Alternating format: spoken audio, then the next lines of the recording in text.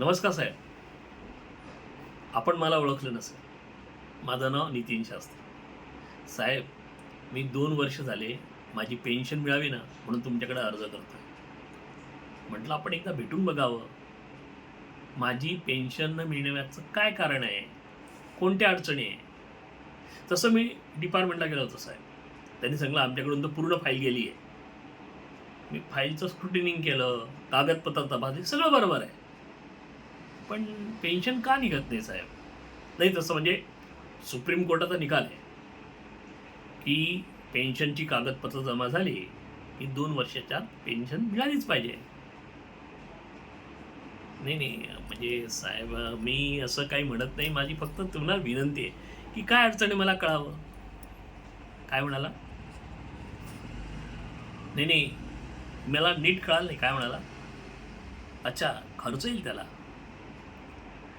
किती खर्च येईल साहेब? किती? 50,000? पण मला कळेल का साहेब तो कशा प्रकारचा खर्च आहे, का द्यायचं आहे ते?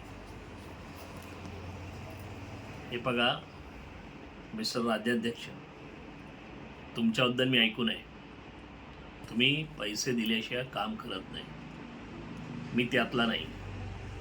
माझी कागदपत्र बरोबर आहे, न्याय मागणी आहे, तर तुम्हाला माझी पेन्शन दिलीच पाहिजे. मी 1 रुपया देणार नाही. राज्याध्यक्ष, तुम्ही सरकारी नोकर आहात. मी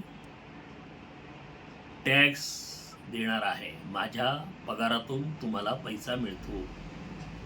मला पेन्शनची देणं तुम्हाला बंधनकारक आहे, ते तुमचं कर्तव्य आहे. आणि तुम्ही पैशांची मागणी केली काय? मी काय करतो बघा. अरे ऐका रे, अरे तुमच्या ऑफिसमध्ये तुम्हाला पगार मिळत नाही का? नाही, हे राज्याध्यक्ष साहेब मला म्हणता की तुमचं पेन्शनचं काम करायचं असेल तर मग त्यांना 50,000 द्या. तुमची सुप्रिटेंडंट कुठे असतात? राज्याध्यक्ष, मी तुम्हाला एक छदाम देणार नाही. मला बाबासाहेबांचं एक वाक्य आठवतं की अन्याय करणाऱ्यापेक्षा अन्याय सहन करणं चुकीचा असतो.